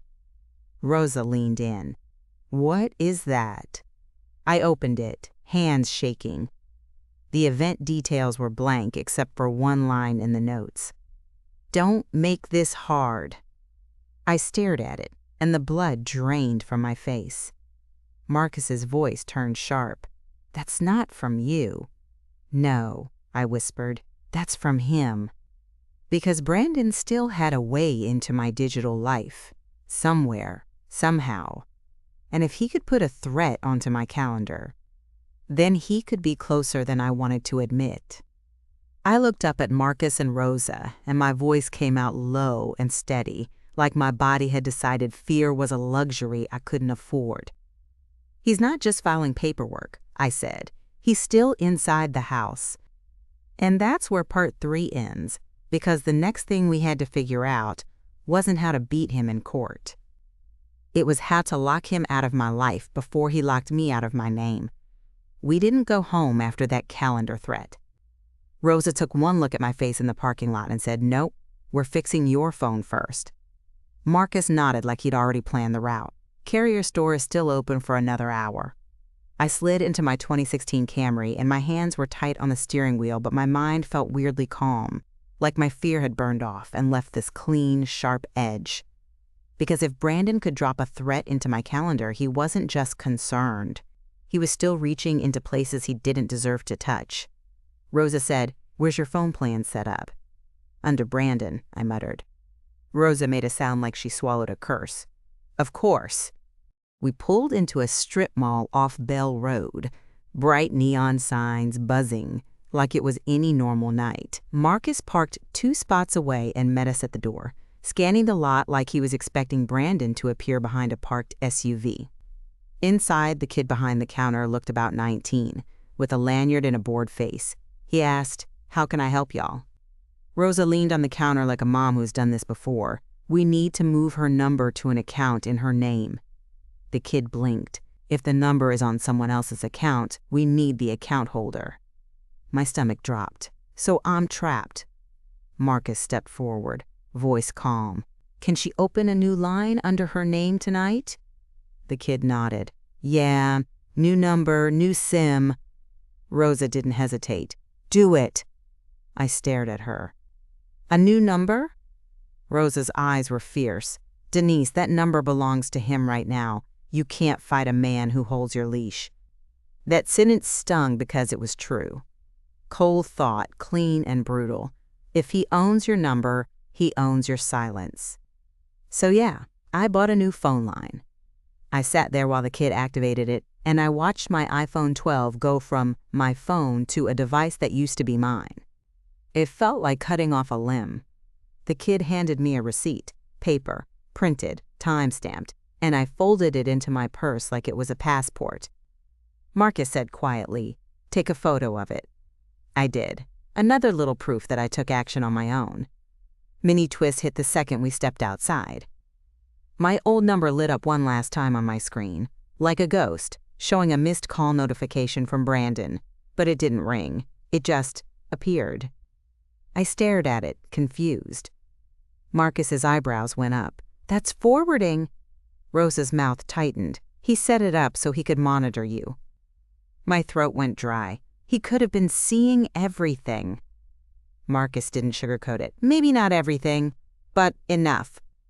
We got back into the cars, and I followed Marcus home, not to his place, to mine, because we needed my documents, my safe stuff, my folder. Rosa stayed glued to me like a bodyguard with lipstick. When we got inside my apartment, the first thing I did was shut off my Wi-Fi. I didn't know if that mattered. I just needed something to feel like a lock turning. Rosa said, "Now, passwords." We sat at my kitchen table like a little war room. I changed my email password, then the backup email. I updated 2-factor to the new number. I wrote the new password down on paper and put it in my folder because my brain was too full to trust itself. Marcus watched without grabbing the phone. That restraint still mattered to me. Then he asked, "What about the Apple ID?" I opened it, hands steady now, and checked devices again. No iPad. But there was something else I didn't recognize. A MacBook. My heart started pounding again. "I don't own a MacBook." Rosa leaned in, squinting. "What's it named?" I read it out loud, and my stomach turned. "Tessa's MacBook." Rosa's face went slack for a second, like her brain had to restart. Marcus exhaled slowly. "Okay, that's the access point." I stared at the screen until it blurred, so she's been inside my account. Rosa slammed her palm on the table. "She's been inside your life." I removed the device. I changed the password again immediately. I turned on every security setting I could find, like I was building a wall with toothpicks. Then I did one more thing, and I didn't even realize how smart it was until later. I took screenshots of the device list, showing Tessa's MacBook before I removed it. Receipt. Paper trail, but digital. The next morning, we met Marcus in the parking lot outside a different bank. Anything but Chase, because Harold said new account, new lane, new control. I won't name the bank because it's not the point, but I will tell you this. The act of signing my own name on an account that was only mine felt like breathing after being underwater. The banker smiled and said, "And who would you like to add as a joint owner?" I smiled right back and said, "No one." The woman didn't flinch. She just nodded and slid the paperwork over. Rosa squeezed my knee under the desk like she was proud of me. The banker printed out the opening documents and handed me a folder and a receipt. Again, I folded it into my purse like it was a weapon. Then we drove straight to a Chase branch. I hadn't stepped into a Chase since the grocery store decline. Just seeing that blue logo made my stomach tighten. Marcus stayed in the lobby, a few chairs away, not hovering. Rosa sat beside me like a court-appointed auntie. When the banker called my name, I walked up to the desk with my ID, my pension letter, and Harold's demand letter printed out, even though it hadn't been delivered yet. I said, "I need statements." The banker's smile froze a little. "Are you the primary account holder?" I kept my voice steady. "I'm on the account. My pension deposits go into it. I need account history." She clicked around on her screen, eyes scanning. "It looks like you have limited access, ma'am." I leaned forward. "I'm not asking for app access. I'm asking for statements." She hesitated, then said, "We can provide transaction history to account owners." I held my breath. "Am I an account owner?" She looked again, and I watched her face change. "You are listed, yes." Rosa's fingers gripped my forearm under the desk like she didn't trust this to be real. The banker said, "How far back?" I heard my own voice answer, calm as ice. 6 months. Mini twist, she didn't argue. She printed. A thick stack of paper came out of that printer, and each page felt heavier than the last. She stapled it together, slid it across the desk, and said, "Is there anything else I can help you with today?" I wanted to laugh. I wanted to cry. I wanted to scream. Instead, I said yes. I'd like a printout showing the date and time my online access was changed. She blinked. "That's not something we usually." I pulled out Harold's demand letter and slid it halfway across the desk. "My attorney is involved." That did it. Her smile disappeared. She became professional in a different way. "Let me see what I can do," she said. She stood, walked to a back office, and came out 10 minutes later with a single page. Not pretty, not detailed, but it showed a record of an access change with a timestamp. The same morning my card declined. I took it and held it like it was a smoking gun. Marcus saw my face when we regrouped near the exit. "You got it?" I nodded, and my throat tightened. "We got it." We went to my apartment, spread the papers on my kitchen table, and started reading. And that's where the world tilted. Because it wasn't just my $1,200 a month going in. It was what was going out. $480 at a department store I never shop at. $1,300 at a jewelry place. $899 at an electronics store. $2,200 at a resort. I kept flipping pages like my hands belonged to someone else. Rosa's mouth fell open. "Denise." Marcus's eyes were hard, scanning line by line like he was looking for patterns. Then he stopped. "Here," he said. He pointed to a line item that made my stomach drop straight through the floor. A payment to a law office, the same name from Brandon's intimidation letter. "Retainer payment. Paid from my account." I stared at it until my eyes burned. So he didn't just threaten me with guardianship. He used my money to fund the threat. Rosa whispered, "Oh my God." Marcus didn't whisper. "Take a picture, now." I snapped photos of the statement page, the transaction line, the date, the amount. I zoomed in and made sure the account number was partially visible, enough to connect it, not enough to be stupid. Then I flipped again and found something else. Zelle transfers. Small at first, $250, $300. Then bigger, $1,000. And the recipient name wasn't Brandon. It was Tessa. Rosa made this sound like a laugh, and a sob had a baby. So she's getting paid too. Marcus's voice went low. That's your weapon. I stared at the name on the page, Tessa, like it was printed in poison ink. All those times she stood in the doorway with that polite smile. All those times she said, "Not a good time." Meanwhile, she was taking my money like it was her allowance. My body went hot, then cold. I sat back and tried to breathe, because the moment you see it in black and white, there's no maybe, no misunderstanding, no he didn't mean it. This was a pipeline. My money in, their lifestyle out.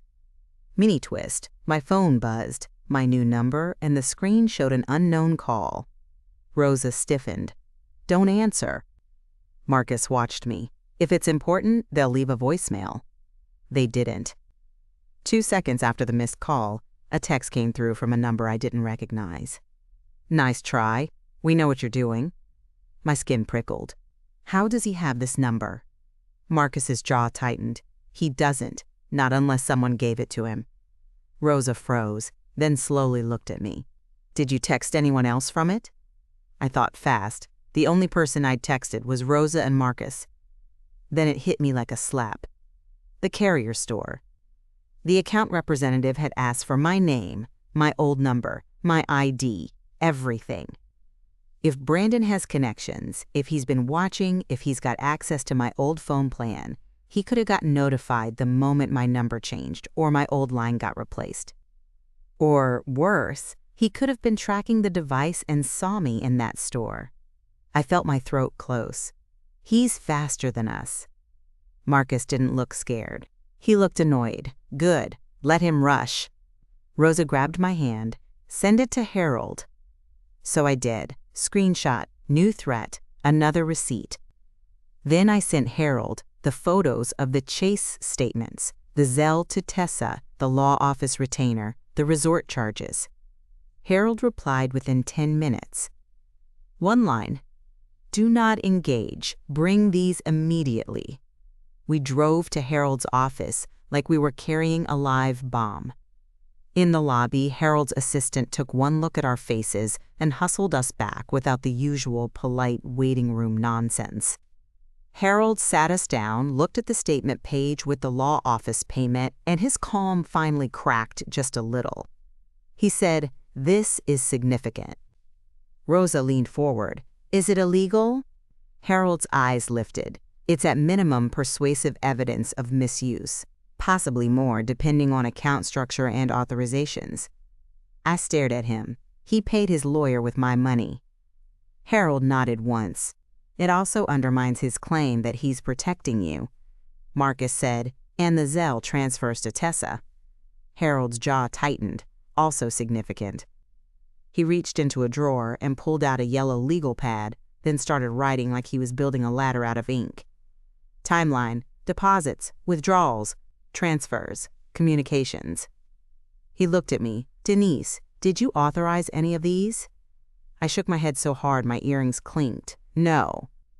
Harold pointed at the retainer payment. "This one especially matters because it shows he is using your funds to initiate action against you." Then he slid a paper toward me, something new. "Declaration," he said. "You'll sign this stating you do not consent to Brandon controlling your finances, you do not consent to guardianship, and you are of sound mind and acting voluntarily." Rosa's voice shook with anger. "This is insane." Harold's voice stayed calm. "It's unfortunately not rare." Mini twist, Harold's assistant walked in and quietly handed him a document folder. He opened it, scanned it, then looked up at me. "They filed," he said. My stomach dropped. "Filed what?" Harold's face was all business now. "A petition for temporary guardianship. There's a hearing request." My ears started ringing. "When?" Harold checked the top page. "They're asking for an expedited hearing." Rosa's hands balled into fists. "How fast?" Harold looked at me steady. "As soon as the court can schedule it." I thought about that fake calendar event Brandon planted. Court hearing, 9 a.m. My voice went small. He wasn't bluffing. Harold's eyes narrowed. "That calendar entry you mentioned, did you screenshot it?" I nodded, and my hand shook as I pulled it up on my phone. I handed it over. Harold stared at it. Good. That supports harassment and intimidation. Then he turned a page in the newly delivered folder and slid it toward me. And there it was. Brandon's signature, Tessa's name, pages of accusations. I was confused, unable to manage money, vulnerable to exploitation, isolated. They even mentioned Marcus, called him an unknown male influence. I wanted to throw up. Rosa read over my shoulder and made a choking sound. They're acting like you're wandering around downtown screaming at pigeons. Harold said quietly, they're building a narrative. I swallowed hard. How do we beat it? Harold leaned forward and tapped the page where the retainer payment was listed on my statement photo. With facts, he said. And with this, he pointed to the Zelle transfers.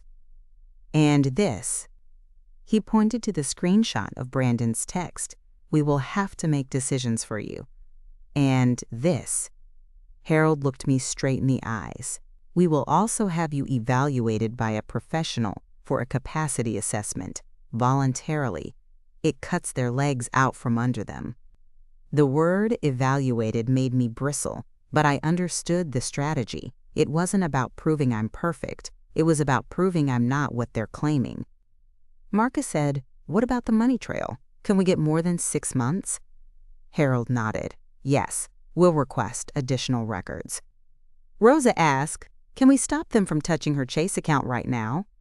Harold's answer was careful. We can attempt emergency relief, and we can notify the bank's legal department. He paused, then added, but the fastest lever is redirecting your pension deposits to your new account. I nodded. We already opened it. Harold's mouth tightened in approval. Good. That reduces ongoing harm. Mini twist. Harold's assistant returned with a certified mail receipt. Harold held it up. Our demand letter was delivered, signed for. Delivered. Meaning Brandon had it in his hands now. Harold looked at me. Expect retaliation. My pulse thudded. What kind? Harold's voice stayed steady. More threats, social pressure, possibly a wellness check, possibly attempts to show you as unstable. Rosa muttered, let them try. Harold slid one more paper toward me. Also, Denise, we need to document any contact with Lily. Do not respond to messages using Lily as leverage. My throat tightened. I hate that she's in the middle. Harold's eyes softened a fraction. So do I. But you protect her by protecting yourself. We left Harold's office with a copy of the petition, our new enemy in ink, and a plan that felt both solid and terrifying. In the parking lot, my phone buzzed again. Unknown number. A text. This one was longer. You can do this easy or hard. Easy is, you come to our house, we talk, you sign what needs to be signed, and we move forward as a family. Hard is court, your choice. No name, but I knew it was Tessa. That smooth, corporate, as a family language. Rosa read it and whispered, she's disgusting. Marcus said, screenshot. I did. Another receipt. Then my phone buzzed immediately after, like someone was watching the typing bubble in real time. Another message. Same number. And if you keep letting that man near you, you're going to lose Lily. That one made my vision go narrow. Rosa gasped, oh my God. Marcus's voice turned cold. That's coercion. I stared at the screen until my hand stopped shaking, which took longer than I wanted to admit. We drove back to my apartment, and Rosa insisted we stop at a clinic Harold recommended for the capacity assessment scheduling. I hated every second of it, just the idea of needing a paper that says, I'm not crazy. But the woman at the front desk was kind, and she didn't look at me like I was broken. She looked at me like I was someone who'd been put through something ugly. She gave me an appointment card. Receipt. Another date, another document, another piece of proof that I was taking control voluntarily. When we got home, the retaliation started fast. There was a police officer in my hallway. My stomach dropped so hard I thought I might faint. He wasn't aggressive, he wasn't rude. He was just standing there, clipboard in hand, like he'd been sent to check a box. Ma'am, he said, polite. "We got a call requesting a welfare check." Rosa stepped forward before I could speak. "She's fine." The officer looked at me. "Can you tell me your name and today's date?" I did, clearly, calmly. I even told him the month without having to think about it, which felt like a weird flex. He nodded, eyes scanning my face. "Do you feel safe in your home?" I looked at him and said, "Not when my son uses you as a weapon." The officer's expression flickered, like he'd heard that sentence before in 100 different versions. He said, "Do you want to file anything today?" I hesitated.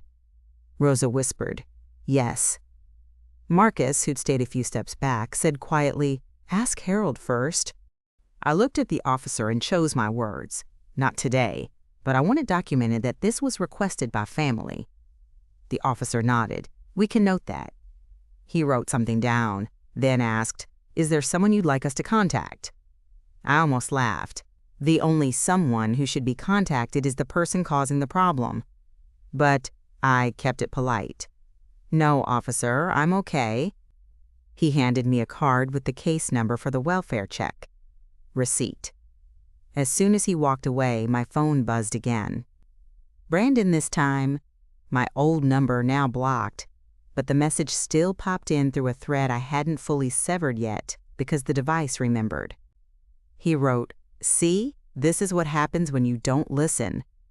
I stared at it and my blood turned to ice. Rosa snatched my phone and read it, her mouth falling open. "He did that. He called them." Marcus's jaw flexed. "Screenshot it." I took one more screenshot. Then I did something that surprised even me. I typed one line back, not angry, not pleading, not emotional. "Direct all communication to my attorney." And then I blocked him. My fingers shook when I did it, because blocking your child feels like cutting your own hand off. But the relief that followed was real. Mini twist, the doorbell rang. Not a knock, not the hallway, my actual doorbell. Rosa froze. Marcus moved slightly, positioning himself where he could see the peephole angle without making it look like he was guarding me. I looked through the peephole. Tessa. And she wasn't alone. Lily stood beside her, small, holding a backpack like she'd been told she might be staying somewhere. My chest cracked right down the middle. Rosa whispered, "No." Marcus's voice was low. "Don't open it." I couldn't breathe for a second. Because my granddaughter's face was right there, and she looked confused, not scared, just confused, like she'd been dragged into adult nonsense and didn't understand the rules. Tessa leaned down and said something to Lily. Then Lily waved at the door like she could see through it. "Grandma," Lily called, sweet and bright. My eyes burned. Rosa grabbed my wrist. "Denise, don't. This is a setup." I pressed my palm against the door, right where Lily's voice was coming from. I wanted to yank it open and scoop her up. I wanted to tell her everything. I wanted to promise her I wasn't going anywhere. But then I pictured Tessa's MacBook listed under my Apple ID. I pictured the Zelle transfers. I pictured the petition calling me incompetent. They didn't bring Lily because she missed me. They brought Lily because she was leveraged with pigtails. I leaned toward the door and spoke through it, voice trembling but firm. "Hi, baby. Grandma loves you." Lily said, "Why aren't you opening?" Tessa's voice slid in, syrupy. "Denise, we just want to talk. Lily wanted to see you." Rosa mouthed, "No." Marcus said quietly, "This is what Harold warned you about." I closed my eyes for half a second, then opened them and said through the door, "Tessa, leave my doorstep. Any communication goes through Harold Klein." Tessa's sweetness vanished like a light switch. "So you're choosing the hard way." I didn't answer. Lily's little voice came again, smaller now. "Grandma?" My throat closed. I pressed my forehead to the door. Then Tessa said something that made my body go cold. "Tell her, Lily. Tell her what you heard Daddy say." My eyes snapped open. Lily sniffed, and her voice got shaky like she'd been coached. Daddy said you're sick, and you don't know what's real." My stomach turned.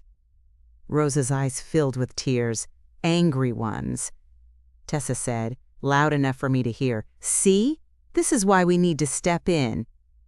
I started shaking, not because I believed them, because they were putting words in Lily's mouth. I stepped back from the door and grabbed my phone, my new number, and called Harold's office voicemail line after hours because he'd given me an emergency extension. I left a message, voice shaking. They showed up with Lily on my doorstep. I didn't open. They're coaching her. Then I did one more thing.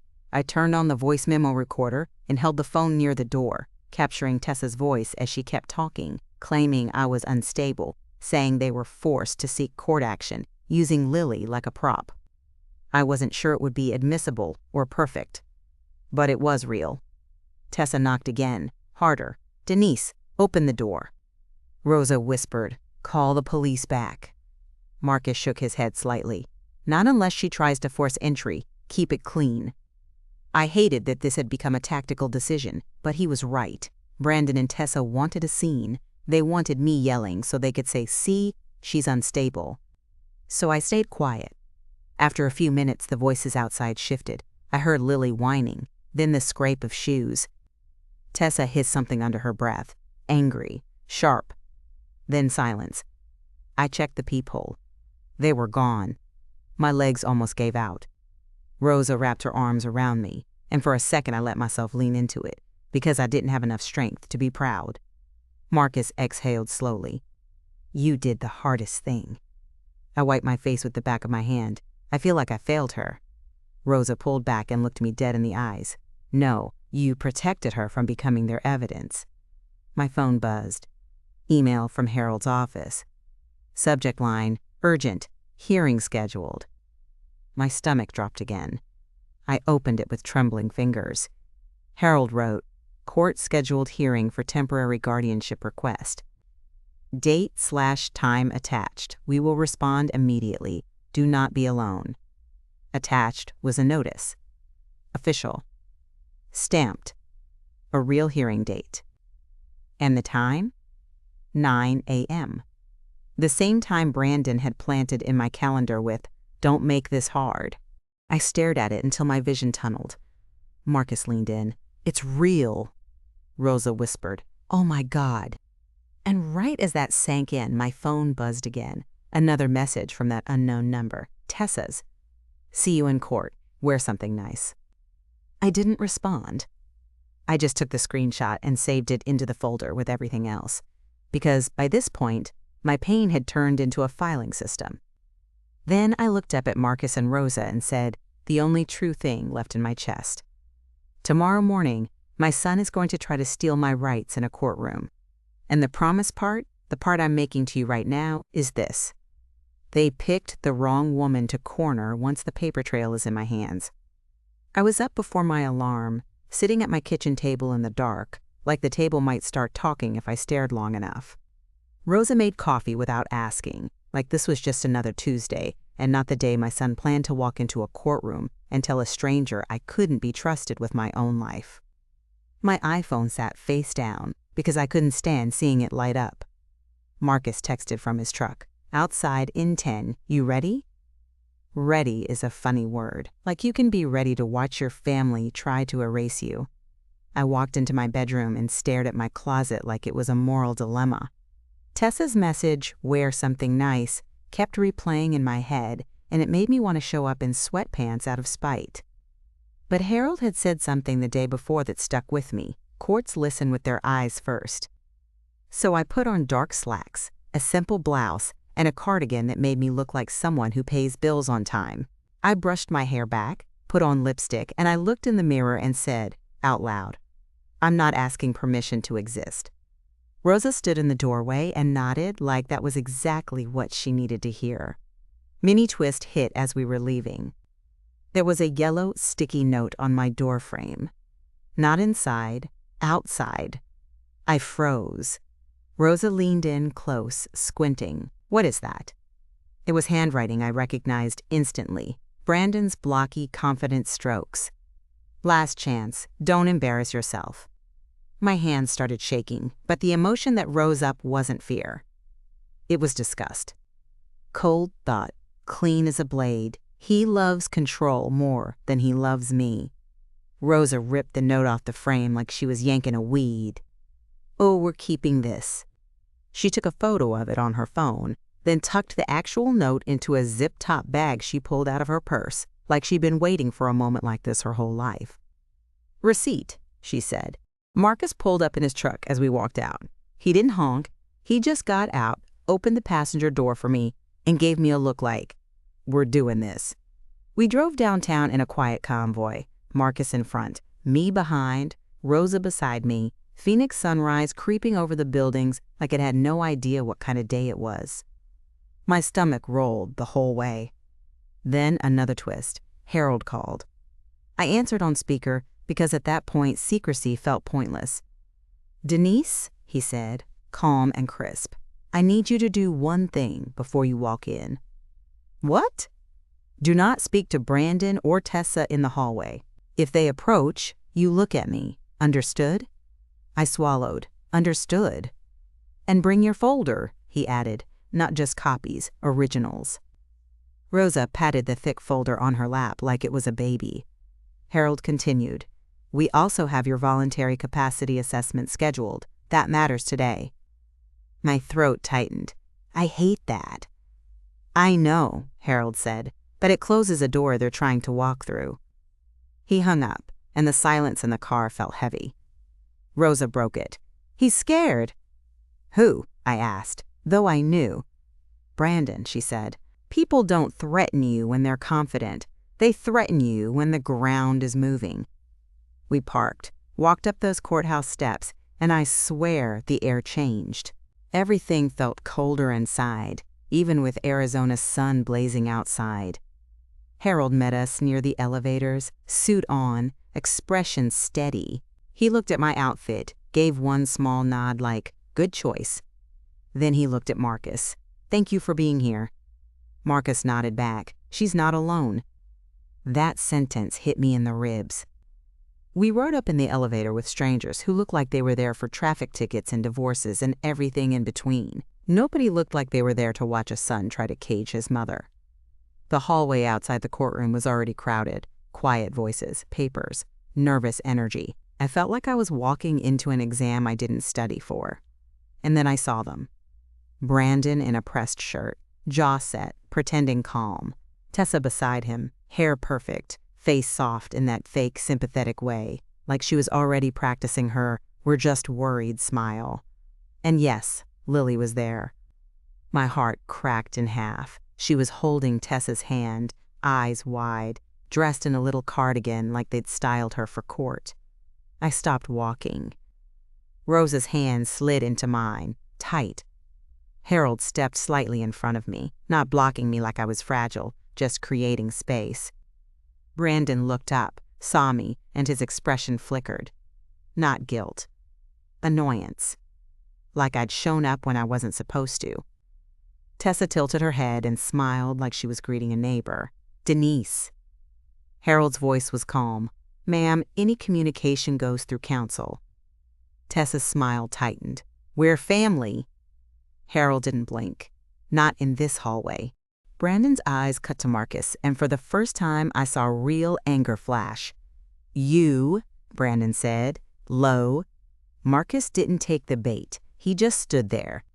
Brandon looked back at me and said, soft enough to sound caring if you didn't know him, "Mom, you don't have to do this." I felt my throat tighten.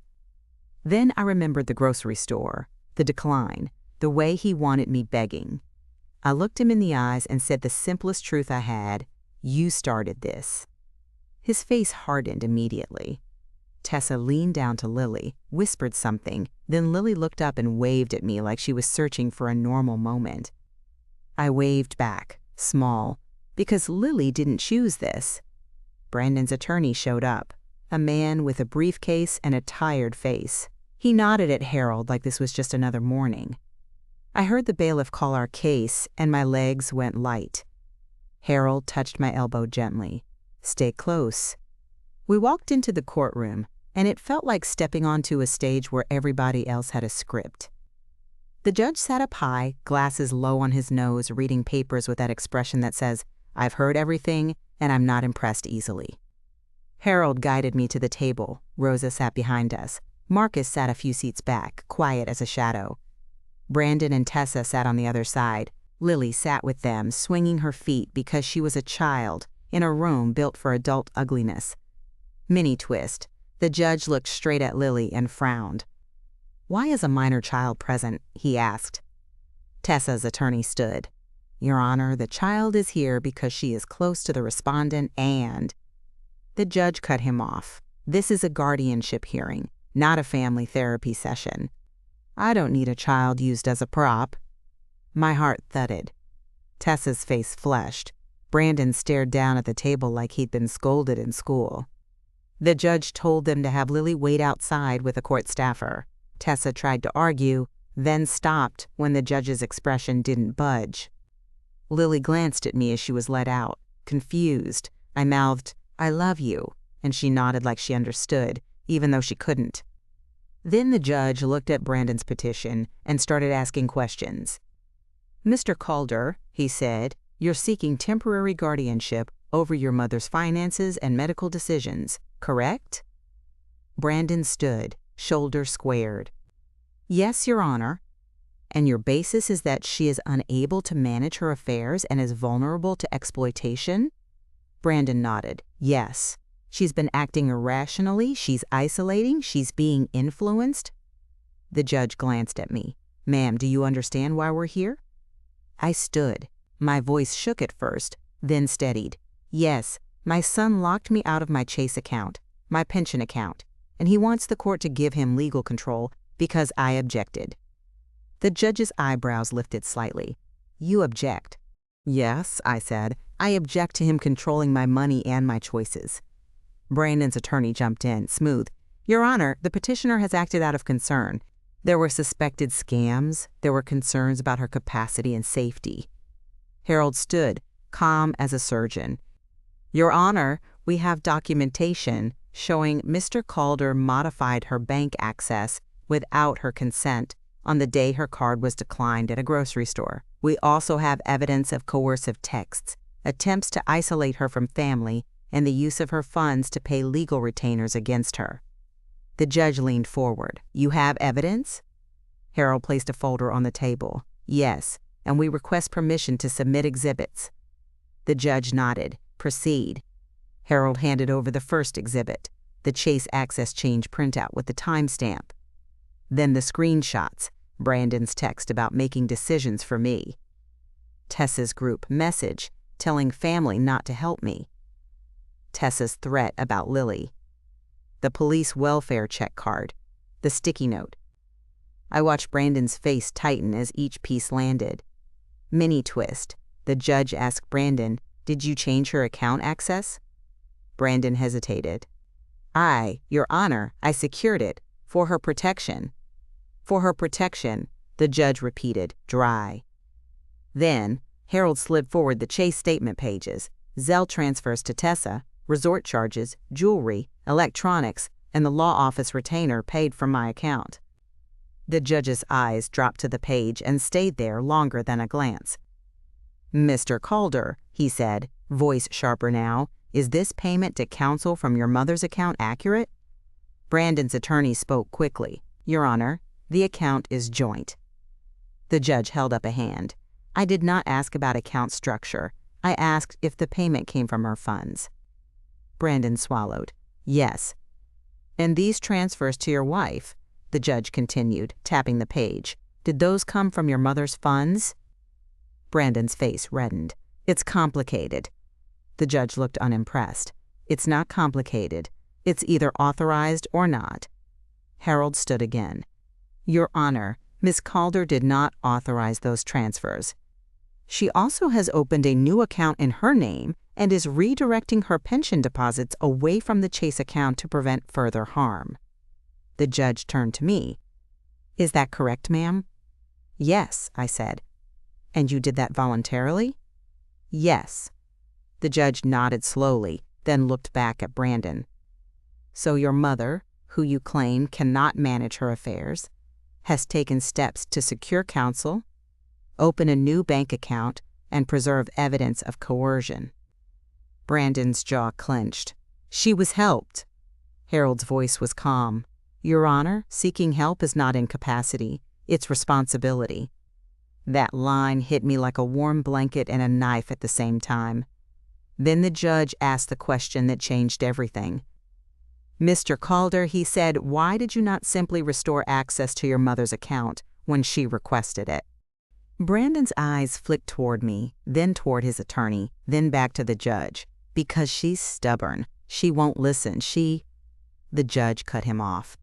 That's not an answer.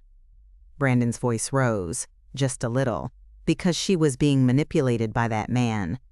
The judge's eyebrows lifted. Which man? Brandon pointed, blatant, toward Marcus. Marcus didn't move. The judge looked at Marcus, then back at Brandon.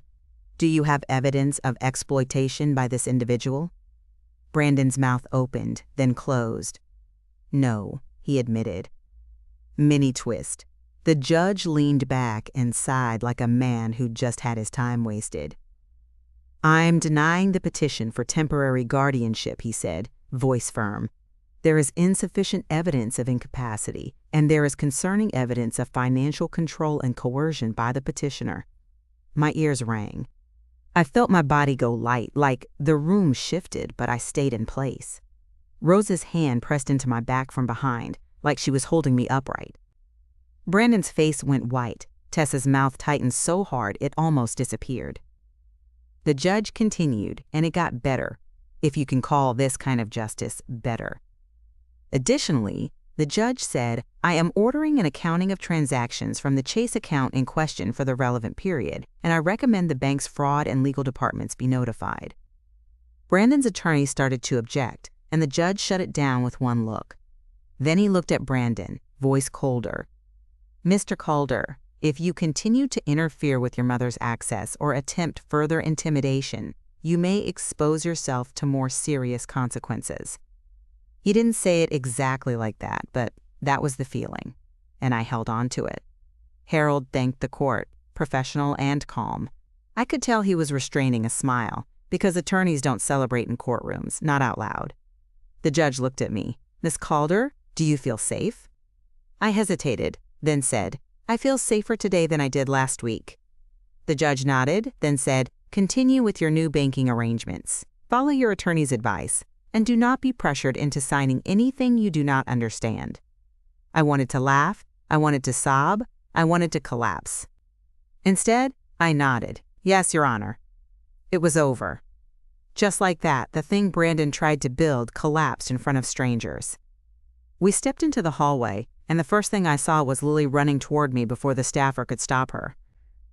Grandma, she cried, and she threw her arms around my waist. My heart broke open. I held her gently, careful, because I didn't want to make a scene, but also because I needed that hug like oxygen. Tessa rushed up, face tight. Lily, come here. Lily didn't move. She clung harder. Mini twist. Brandon stepped forward and grabbed Lily's shoulder, not rough, but controlling. That's enough, he said to Lily like she was a dog. My blood turned cold. I looked up at Brandon and said, quiet and deadly, don't touch her like that. His eyes flashed. Mom! Harold stepped in smoothly. Mr. Calder, do not engage. You were instructed by the court. Brandon's face tightened, and he backed off half a step, but his eyes were burning. Tessa tried to smile like she could still play sweet. Denise, we can still handle this privately. I looked at her and felt something settle inside me. Not anger, finality. I didn't say it out loud. I didn't need to. I just said no. One syllable. Tessa's smile vanished. Brandon leaned close, voice low enough to be a threat. You think you won? I looked him in the eyes. I think you got caught. His face twitched, like he wanted to explode. Then, another twist. Harold's assistant appeared at the end of the hallway with a sealed envelope. Harold took it, opened it, scanned it, and his mouth tightened. What? I asked, heartbeat spiking again. He held up a page. The court clerk has already stamped the denial and the accounting order. We can send this to Chase today. Stamped. Official. Immediate. Receipt. paper that outranked Brandon's mouth. We walked away, and I didn't look back, not once, because I refused to give them the satisfaction of seeing me check if they were following. Outside, Phoenix sun hit my face, and I realized I'd been holding my breath for days. Rosa hugged me so hard my ribs complained. Marcus stood to the side, giving me space, but his eyes were soft.